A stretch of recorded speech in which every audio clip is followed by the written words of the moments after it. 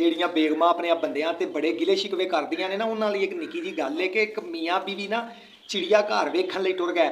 ਬੰਦੇ ਨੇ ਜਨਾਨੀ ਨੂੰ ਅੱਗੇ ਅੱਗੇ ਲਾਇਆ ਤੇ ਨਾਲ ਨਾਲ ਆਪ ਅੰਦਰ ਵੜਦੇ ਹੀ ਨਾ ਬੇਗਮ ਉਹਦੀ ਨੇ ਵੇਖਿਆ ਕਿ ਇੱਕ ਬਾਂਦਰ ਨਾ ਬਾਂਦਰੀ ਦੇ ਬੜਾ ਸੱਜੇ ਖੱਬੇ ਛਾਲਾਂ ਮਾਰਦਾ ਪਿਆ ਤੇ ਉਹਦੇ ਨਾਲ ਬੜੀ ਮੁਹੱਬਤ ਕਰਦਾ ਪਿਆ, ਕਦੀ ਉਹਦੀਆਂ ਜੂਆਂ ਪਿਆ ਖਿੱਚਦਾ ਤੇ ਕਦੀ ਕੋਈ ਬਾਂਦਰ ਜੂ ਸੀ। ਉਹ ਨਾ ਵੇਖ ਕੇ ਤੇ ਸੋਚਣ ਲੱਗ ਪਈ ਪਿਆ ਮੇਰੇ ਬੰਦੇ ਨਾਲੋਂ ਤੇ ਬਾਂਦਰ ਹੀ ਚੰਗਾ ਜਿਹੜਾ ਬਾਂਦਰੀ ਨਾਲ ਬੜਾ ਪਿਆਰ ਪਿਆ ਕਰਦਾ। ਪਰ ਗੱਲ ਕੋਈ ਨਾ ਕੀਤੀ। ਉਸ ਅਗਲੇ ਪਿੰਜਰੇ ਤੇ ਗਈ ਤੇ ਉੱਥੇ ਸ਼ੇਰ ਤੇ ਸ਼ੇਰਨੀ ਸਨ ਤੇ ਸ਼ੇਰ ਉਹ ਉੱਥੇ ਬੈਠਾ ਤੇ ਸ਼ੇਰਨੀ ਆ ਉਹ ਉੱਥੇ ਬੈਠੀ ਦੂਰ ਦੂਰ। ਤੇ ਸ਼ੇਰ ਪਤਾ ਨਹੀਂ ਬੜਾ ਸੀਰੀਅਸ ਜਿਹਾ ਜਾਨਵਰ ਹੈ, ਉਹ ਸਕੂਨ ਦੇ ਨਾਲ ਬੈਠੇ। ਉੱਥੇ ਸੋਚਿਆ ਸੂ ਕਿ ਜਿਹੜੇ ਆਪਣੇ ਆਪ ਨੂੰ ਬੜਾ ਬਹਾਦਰ ਸਮਝਦੇ ਨੇ ਨਾ, ਉਹ ਇਹਨਾਂ ਸ਼ੇਰਾਂ ਵਾਂਗੂ ਚਵਲ ਹੀ ਹੁੰਦੇ ਨੇ, ਬੇਗਮਾਂ ਤੋਂ ਦੂਰ ਦੂਰ ਗਰੂਰ ਦੇ ਵਿੱਚ ਬੇਗਮਾਂ ਨਾਲ ਮੁਹੱਬਤ ਹੀ ਨਹੀਂ ਕਰਦੇ ਹੈ।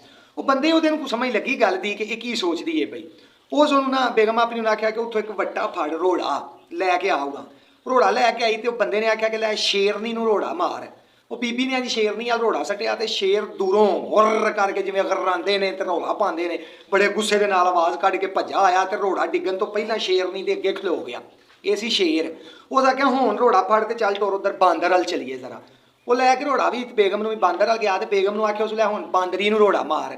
ਬੇਗਮ ਨੇ ਬਾਂਦਰੀ ਨੂੰ ਰੋੜਾ ਮਾਰਿਆ ਤੇ ਬਾਂਦਰ ਉਸੇ ਵੇਲੇ ਰੋੜਾ ਆਉਂਦਾ ਵੇਖ ਕੇ ਨਾ ਤੇ ਨੱਸ ਗਿਆ ਬਈ ਰੋੜਾ ਮੈਨੂੰ ਨਾ ਵੱਜੇ। ਉਹਦੇ ਬੰਦੇ ਨੇ ਉਹਨੂੰ ਦੱਸਿਆ ਬਈ ਕਰਮਾਂ ਵਾਲੀਏ ਜ਼ਰੂਰੀ ਨਹੀਂ ਬਾਂਦਰ ਵਾਂਗੂ ਵਖਾਲੇ ਦਾ ਪਿਆਰ ਹੋਵੇ ਤੇ ਜਦੋਂ ਬੇਗਮ ਨੂੰ ਤੁਹਾਡੀ ਜ਼ਰੂਰਤ ਹੋਵੇ ਉਦੋਂ ਤੁਸੀਂ ਉਹਦੇ ਕੋਲ ਨਾ ਖਲੋਵੋ। ਸ਼ੇਰ ਵਾਂਗੂ ਜਿਹੜੇ ਸੀਰੀਅਸ ਹੁੰਦੇ ਨੇ ਨਾ, ਉਹ ਸ਼ੇਰ ਵਾਂਗੂ ਲੋੜ ਪਿਆ ਬੇਗਮ ਦੇ ਨਾਲ ਖਲੋਂਦੇ ਨੇ। ਅੱਲਾ ਦੀ ਉਹ ਬੰਦੀਓ, ਬੰਦਿਆਂ ਨੂੰ ਪਰੇਸ਼ਾਨ ਨਾ ਕਰਿਆ ਕਰੋ। ਇਹਨਾਂ ਵਿਚਾਰਿਆਂ ਨੂੰ ਤੇ ਹੋਰ ਹੀ ਬੜੀਆਂ ਟੈਨਸ਼ਨਾਂ ਹੁੰਦੀਆਂ ਨੇ। ਉਹਨਾਂ ਰਾਤੀ ਐਡੀ ਟੈਨਸ਼ਨ ਬਣੀ ਹੈ ਕਿ ਇੱਕ ਗਰੁੱਪ ਦੇ ਵਿੱਚ ਮੈਂ WhatsApp ਤੇ ਐਡ ਹਾਂ ਤੇ ਉਹਨਾਂ ਨੇ ਨਾ ਗਰੁੱਪ ਦੇ ਵਿੱਚ ਕਿਸੇ ਨੇ ਫੋਟੋ ਸੈਂਡ ਕੀਤੀ ਤੇ ਨੈਟ ਸਲੋ ਹੋਣ ਦੀ ਵਜ੍ਹਾ ਤੋਂ ਫੋਟੋ ਪਤਾ ਜੀ ਸ਼ੋਅ ਨਹੀਂ ਹੁੰਦੀਆਂ, ਜੀ ਧੁੰਦਲੀ ਜੀ ਦਿਸਦੀ ਏ। ਉਹ ਮੈਂ ਵੇਖਿਆ ਬੰਦੇ ਨੇ ਹਾਰ ਸ਼ਾਰ ਪਾਏ ਫੁੱਲਾਂ ਦੇ।